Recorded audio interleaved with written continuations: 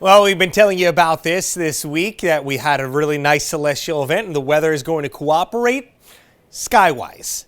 Not so much temperature-wise. Frigid night coming up tonight for the Geminid meteor shower. The peak of the Geminid meteor shower, it's always visible a little before and a little after the peak, but tonight, really into the pre-dawn hours of Thursday morning is going to be the best viewing conditions. 120 meteors per hour up to. Not all of us are going to be able to see that many, but especially if you're in a really dark area, you look up towards the east-southeast, towards the constellation Gemini, and the meteors are appealed to radiate this main star here, Castor. That's where they're going to seem to come from. But again, you should probably be able to see them any which way. It's just going to be one of those nights, man, where you really need to bundle up. Typically, December meteor showers, or I should say late fall, winter meteor showers tend to be the best ones just because of how clear the sky is, lack of moisture, very dry air, and we will have that, but you happen to run the risk that you will have a frigid temperature as well, and that's certainly what we will. As the winds coming into the west-northwest, they're going to start to shift overnight. There's the cold front that came through earlier today. We had some clouds, just a few across southern New England. You headed up further north, though, there were some snow showers eventually changed over the rain showers as they moved out into the open, relatively warmer waters. There's that wind shift overnight. We have the temperatures on here, the color contours, so you can see really where that coldest air is, and it's in the pinks and purples here. And of course, where's the wind coming? Right on from that. So that's why it's going to be so cold tomorrow.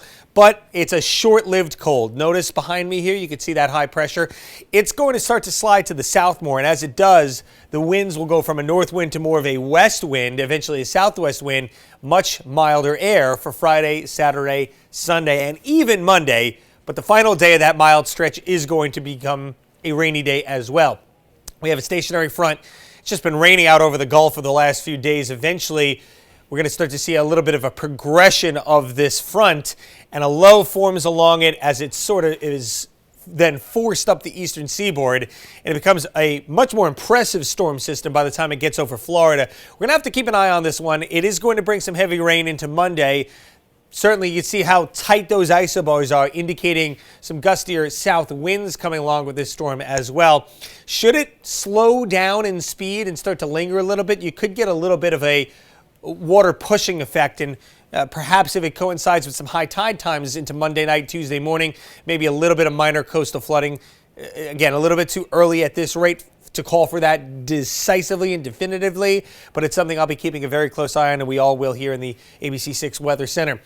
Just not enough cold air with this storm system. You know, you start salivating as a meteorologist or a snow lover in these parts when you are talking about a December time borderline nor'easter, but there's just no cold air over the northeast, just a little bit maybe way north to squeeze out a little bit of snow as that storm departs into Tuesday night.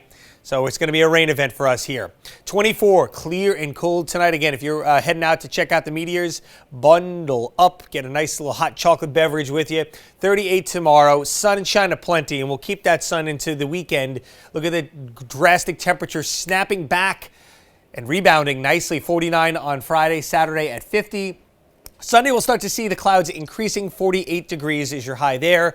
53 on Monday. We've got the rainstorm coming in, and that's a big reason why you've got the warmest day of the week there. And then cooling down pretty nicely behind that storm system as to be expected. 46 on Tuesday and only 37 on Wednesday.